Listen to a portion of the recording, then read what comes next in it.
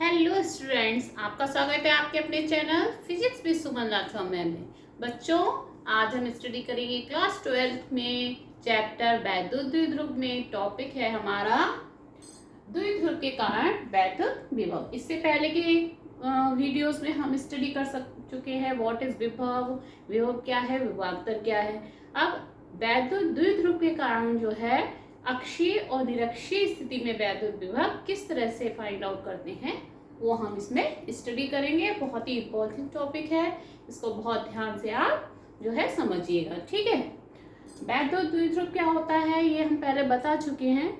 अगर दो आवेश जो है समान लेकिन विपरीत आवेश एक दूसरे से अल्प दूरी पे रखे हों तो जो पूरा सिस्टम या निकाय बनता है उसको हम कहते हैं वैद्युत द्विध्रुव। देखिए, दो चार्ज हम लेते हैं। ये लिया हमने एक चार्ज -q और इससे कुछ डिस्टेंस पे दूसरा चार्ज +q, ठीक है। ये इस तरह से लिया और ये इसका सेंटर पॉइंट है O, ठीक है। ये एक दूसरे से 2l डिस्टेंस पे रखे हैं, यानी कि मिड पॉइंट से अगर हम डिस्टेंस लेंगे तो l डिस्टेंस इधर और l डिस्टेंस इधर, 2l डिस्टेंस। टोटल यहां से यहां तक की कितनी हो गई? 2l distance. ये पॉइंट A ले लें और ये पॉइंट B ले लें। तो ये जो पूरा सिस्टम बना है इसको हम कहेंगे वैद्युत द्विध्रुव या इलेक्ट्रिक डायपोल, ठीक। अब इससे जो है इसकी जो सेम इसको हम आगे बढ़ाएंगे, ये कहलाएगी अक्षीय स्थिति। इसकी अक्ष को हम क्या किया? आगे बढ़ाया, ठीक। और यहाँ पर कोई पॉइंट ले लिया हमने P, तो ये पॉइंट कहाँ कहलाएगा? अक्षीय स्थिति में, ठीक। और अगर हम यहाँ O से 90 डिग्री के एंगल पे अक्ष पे कोई पॉइंट लेते तो वो कहलाती निरक्षीय स्थिति, ठीक है। तो इस P पॉइंट पे हमें वैद्युत द्विध्रुव की वैल्यू फाइंड आउट करनी है, कितनी होगी, ठीक। ये डिस्टेंस जो है O से P तक की डिस्टेंस जो है वो हम R एज्यूम कर लेते हैं। OP डिस्टेंस कितनी है? R है और AO डिस्टेंस L है, OB डिस्टेंस L है, ठीक, ओके। अब देखिए, इस चार्ज के कारण यहाँ पर कुछ वैद्युत विभव होगा और इस चार्ज के कारण भी यहाँ पर कुछ वैद्युत विभव होगा। तो दोनों को हम निकाल लेते हैं और फिर जो है उसको ऐड कर लेते हैं, तो टोटल जो है हमें P पर वैद्युत विभव की वैल्यू फाइंड आउट हो जाएगी, ठीक। अब देखिए, यहाँ पर +q चार्ज के कारण, +q चार्ज के कारण P पर वैद्युत विभव, P पर वैद्युत विभव। अब इसका फॉर्मूला तो हम आपको पहले ही बता चुके हैं, वही फॉर्मूला पुटअप कर देंगे। V = 4πε0 के माध्यम का परावैद्युतांक है, K इंटू चार्ज कितना है? Q अपॉन, अब डिस्टेंस देखिए B से P तक की डिस्टेंस कितनी होगी? O से P तक की डिस्टेंस कितनी है? R। O से B तक की डिस्टेंस है L, तो B से P तक की डिस्टेंस कितनी रह जाएगी? टोटल R इतनी, L हटा दें तो इतनी डिस्टेंस कितनी रह जाएगी? ये वाली, ये हो जाएगी R माइनस L, ये हो जाएगी R माइनस L। डिस्टेंस समझ में आई? O से P तक की डिस्टेंस कितनी है? R, और इसमें से ये वाली डिस्टेंस जो है कितनी है? L। ये L को हटा दे तो यहाँ से यहाँ तक की डिस्टेंस कितनी आ जाएगी? R माइनस L, ठीक। तो ये जो चार्ज की जो है दूरी है जहाँ पर विभव ज्ञात करना है वो दूरी कितनी हो जाएगी? R माइनस L, ठीक। तो +q चार्ज के कारण जो है P पर विभव कितना आ जाएगा? 1/4πε0 के Q upon R minus L। इस विभव को हम मान लेते हैं कितना? V1। क्या मान लेते हैं इसको? V1। तो वैद्युत द्विध्रुव के आवेश +q के कारण P पर विभव उतना हो गया। ठीक है, अब माइनस क्यू चार्ज के कारण, माइनस क्यू चार्ज के कारण P पर वैद्युत विभव, P पर वैद्युत विभव यानी इलेक्ट्रिक पोटेंशियल। वैद्युत विभव को क्या कहते हैं? Electric potential. तो वैद्युत विभव इसको हम ले लें V2, क्या ले लें? इसको V2 मान लें। अब ये कितना होगा? अब ये देखिए माइनस क्यू चार्ज के कारण है, तो माइनस ये हम पहले लगा लें, 1/4πε0 के क्यू अपॉन, ये क्यू जो है माइनस का है, वो माइनस हमने यहाँ लगा लिया, माइनस क्यू है। ठीक है, अब यहाँ से लेके यहाँ तक की डिस्टेंस कितनी होगी? ए से लेके पी तक की डिस्टेंस कितनी होगी? देखिए ओ से लेके पी तक की डिस्टेंस है आर। ठीक, ये डिस्टेंस है आर और इसमें इतनी डिस्टेंस हमें और जोड़नी है, तो यहाँ से यहाँ तक की डिस्टेंस निकल आएगी। तो ये डिस्टेंस कितनी है? एल। कितनी है ये? एल। एल और ये आर, यानी कितनी हो जाएगी? R plus L. Total distance minus Q charge की बिंदु P से कितनी हो जाएगी? R plus L. तो यहाँ हम ये क्या लिख देंगे? R plus L. ठीक, तो ये आपका V1 निकल आया और ये आपका V2 निकल आया। अब देखिए वैद्युत विभव कैसी राशि है? अदिश राशि है। कैसी राशि है? अदिश स्केलर क्वांटिटी है। तो ये सिंपली अगर हम टोटल निकालते हैं तो सिंपली ऐड हो जाएगा। ठीक है, क्योंकि इसमें दिशा नहीं देखी जाती है ना, तो ये सिंपली हम टोटल ऐड कर देंगे, यानी कि P पर कुल विभव, P बिंदु पर कुल विभव कितना हो जाएगा? V = V1 plus V2। कितना हो जाएगा? V1 plus V2। बहुत ही सिंपल है ये वाला डेरिवेशन जो है। अब दोनों को ऐड कर दीजिए। इससे पहले हम वैद्युत क्षेत्र की तीव्रता जो है वैद्युत द्विध्रुव के कारण अक्षीय स्थिति पे निकाल चुके हैं। वो डेरिवेशन आपको अगर याद होगा तो उसके कंपैरिजन में ये बहुत ही सिंपल डेरिवेशन है। ठीक है, अब इन दोनों को ऐड कर देंगे। 1/, ये क्या लिखा है? 4πε0 के Q upon R minus L plus, ये क्या है? अब ये प्लस है और ये माइनस है, तो इसको हम क्या कर दें? माइनस। 1/4πε0 के Q upon R plus L. ठीक है, ये माइनस जो है प्लस को माइनस कर देगा। ठीक, अब देखिए इसमें जो कॉमन है उसको हम बाहर निकाल लेते हैं। कॉमन क्या है आपका? 1/4πε0 के ये है और क्यू दोनों जगह है, यहाँ ये क्यू आ गया। अब यहाँ पे क्या रह जाएगा? 1/r माइनस एल, ये माइनस 1/r प्लस एल। ठीक है, अब इसको हमको सॉल्व कर लेना है अंदर का जो है, तो आराम से ये जो है हो जाएगा। इसको इधर इरेज कर देती हूँ क्योंकि ये नीचे आपको दिखाई नहीं दे रहा होगा। ठीक है, अब ये क्वांटिटी उठा के हम यहाँ लिख लेते हैं। V = 1/4πε0 के, अब देखिए पूरा पहले ऐसे ही नोट कर देते हैं, उसके बाद सॉल्व करेंगे जिससे आपको क्लियर हो जाए।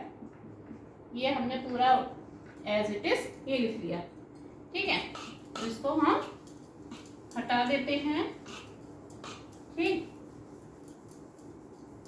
फिर इसको हम ऐड करेंगे। ऐड करने में क्या होगा? हमको यहाँ नीचे एलसीएम लेना पड़ेगा। ये आपका 1/4πε0 के ऐसे ही लिख लिया और देखिए यहाँ पर हम क्या लिखेंगे? r माइनस एल और ये r प्लस एल। ठीक, अब देखिए यहाँ r माइनस एल है, यहाँ r माइनस एल है, ये तो हट गया। ये क्या रह गया? r प्लस एल, इसकी 1 से मल्टीप्लाई करके यहाँ लिख दिया r प्लस एल, ये माइनस ऐसे ही लगा लिया। अब यहाँ पे देखिए r प्लस एल हट जाएगा, क्या रह जाएगा? r माइनस एल, इसकी 1 से मल्टीप्लाई करेंगे तो ये r माइनस एल ये आ जाएगा। ठीक है, अब ये क्या हो गया 1/4 के, ऐसे ही लिख लिया। अब ये देखिए r प्लस एल ऐसे लिख दिया हमने। अब ये माइनस है, ये ब्रैकेट से पहले माइनस लगा है तो ब्रैकेट के अंदर के जो चिन्ह है वो चेंज हो जाएंगे, माइनस आर प्लस एल हो जाएगा। ठीक, और ये देखिए a माइनस बी और a प्लस बी लिखा है। क्या लिखा है? a minus B into A plus B. तो ये फॉर्मूला आपको याद होगा, a square minus B square is equal to होता है एक ब्रैकेट में a प्लस बी, दूसरे में a माइनस बी। ऐसे ही यहाँ पे a और b की जगह r और l है, तो हम इसको क्या लिख देंगे? r square minus l square. Maths के फॉर्मूले फिजिक्स में बहुत यूज होते रहते हैं, तो जो बच्चे जो है मैथ्स के नहीं है तो वो फॉर्मूले जो मैथ्स के हैं उनको जरूर याद कर लें। ठीक है, अब ये आपका क्या हो जाएगा 4πε0 के, ऐसे लिख लिया। अभी देखिए ये माइनस आर प्लस आर क्या हो जाएगा? कैंसिल हो जाएगा। तो ये क्या रह गया 2l upon R square minus L square. ठीक, क्यू रह गया, क्यू भी आ रहा था साथ में, क्यू अपॉन ये इतना कॉमन लिया था ना हमने, तो ये आपका हो गया 1/4πε0 के। अब q इंटू 2l, ये इसको हम लिखते हैं 2ql एक साथ, r square minus l square. अब ये 1/4πε0 के 2ql की वैल्यू क्या होती है? p, द्विध्रुव का बल आघूर्ण P बराबर क्या होता है? 2ql। तो इसकी जगह हम क्या लिख देंगे? P, क्या लिख देंगे? P upon R square minus L square. ठीक है, अब ये देखिए R बहुत ही ज्यादा होता है, उसके कंपैरिजन में L की वैल्यू बहुत कम होती है। ये आपको जो है चित्र में ऐसा नहीं लग रहा होगा, लेकिन इन रियलिटी ये वैध द्विध्रुव बहुत ही छोटा होता है। जो 2l डिस्टेंस है बहुत ही अल्प दूरी होती है, बहुत ही कम दूरी होती है विद रेस्पेक्ट टू r। ठीक, तो l तो और भी कम हो जाएगी, तो r और यहाँ पर क्या है l स्क्वायर और आर स्क्वायर, तो l स्क्वायर जो है आर स्क्वायर की कंपैरिजन में बहुत ही स्मॉल डिस्टेंस होगी, इतनी स्मॉल कि हम उसको आर स्क्वायर के कंपैरिजन में निग्लेक्ट कर सकते हैं। यानी कि एल स्क्वायर की जगह हमने कर दिया 0, है ना, अबाउट टू 0। तो इसको हम क्या लिख देंगे? Since L square is very very less than R square, so v is equal to 1/4πε0 के P अपॉन आर स्क्वायर। ठीक, इफ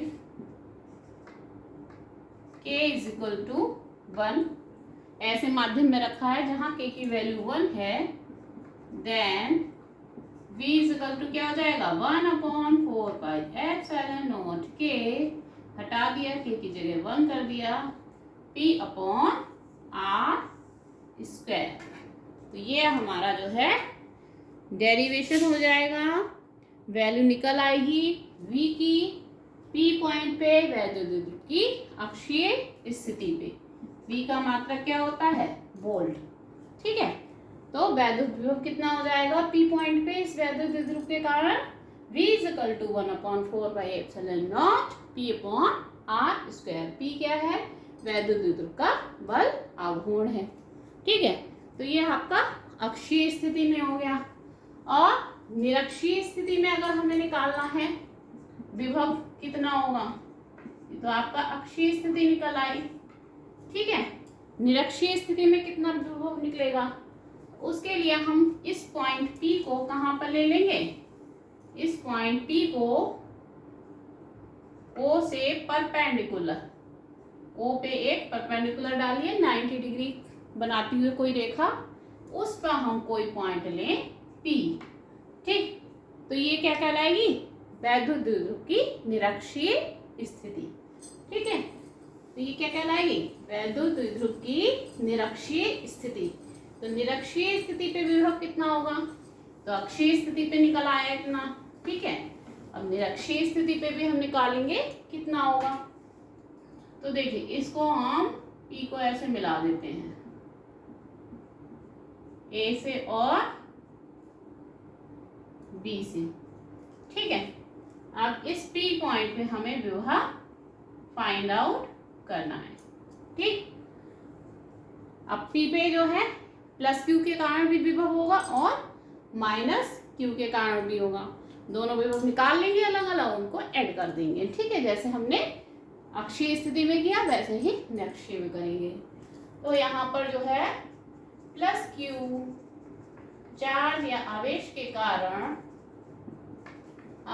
कारण P पर वैद्युत विभव V1, वही फॉर्मूला 1/4πε0 K Q अपॉन, अब ये डिस्टेंस देखिए कितनी लेंगे, P की डिस्टेंस प्लस Q से कितनी है, BP, कितनी है BP, तो इसको हम BP लिख देते हैं। कितनी डिस्टेंस है BP, और ये वाली डिस्टेंस R है, ठीक है, BP, ठीक। ऐसे ही माइनस Q चार्ज के कारण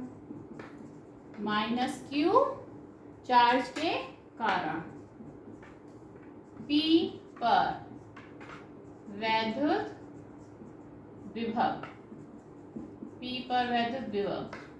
V2, ये वैल्यू क्या ले लें, V2 मान लेते हैं हम। ये क्या होगी बोलो जल्दी से, 1/4πε0 K, अब ये माइनस Q होगा, ठीक है, माइनस यहाँ लगा दें, Q अपॉन डिस्टेंस कितनी है ये AP, यहाँ पे डिस्टेंस कितनी है AP, ठीक। तो V1 भी निकल आया, V2 भी निकल आया। अब P पर टोटल कैसे निकालेंगे, V1 प्लस V2, दोनों का बीजगणितीय योग कर देंगे, ठीक है। इसलिए P पर कुल विभव V बराबर V1 प्लस V2, कितना हो जाएगा, ये वाली वैल्यू रख दो, 1/4πε0 K Q अपॉन AP, नहीं BP, Q upon BP minus 1/4πε0 K Q upon AP। ये माइनस कहाँ से आया, ये वाला माइनस है ना, इसने प्लस को माइनस कर दिया है, ठीक है। आप कहोगे हम तो जोड़ना ही, माइनस कहाँ से आ गया, तो ये माइनस ये वाला है, सही है। अब इसमें कॉमन आ रहा है, कॉमन ले लो, Q upon 4πε0 K 1/BP minus 1/AP, ठीक है। अब देखो इसको, चित्र को ध्यान से देखो, ये L है, ये R है, और जो है ये एंगल कितने हैं का है, 90 डिग्री का है, ठीक है। तो देखिए ये इसके बराबर है, ये भुजा तो कॉमन है, तो तीसरी भुजा ये भी आपस में क्या होगी, बराबर हो जाएगी, ठीक। अगर ये दोनों भुजाएं आपस में बराबर हैं, ये वाली इसके बराबर है, ये तो दोनों में कॉमन ही है, तो AP क्या हो जाएगा, BP के बराबर। यहाँ पे क्या होगा, AP इक्वल टू BP, ये 90 डिग्री के एंगल हो रहे हैं।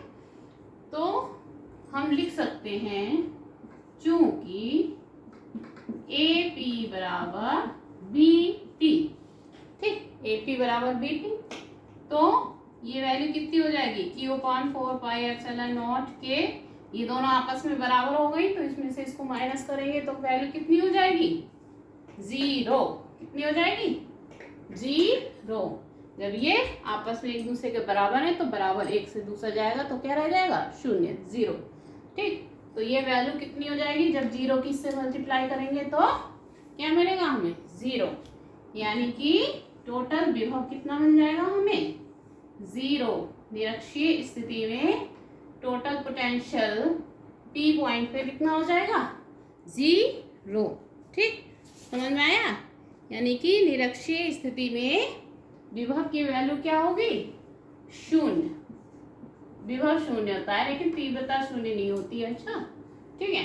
तो ये दोनों स्थिति हो गई, अक्षीय स्थिति और निरक्षीय स्थिति में विभव जो है वैद्युत द्विध्रुव के कारण, इसको अच्छे से आप तैयार कर लीजिएगा, और जो है बहुत इम्पॉर्टेंट है ये आपके एग्ज़ाम के या कॉम्पिटिशन के हिसाब से भी, दोनों फॉर्मूले भी और डेरिवेशन भी, ठीक। और चैनल को जो है आप अगर अभी तक सब्सक्राइब नहीं किया है सब्सक्राइब कर लीजिए, लाइक कर दीजिए, अपनी फ्रेंड्स में शेयर कर लीजिए, ठीक है। और कमेंट ज़रूर लिखिएगा। Thank you.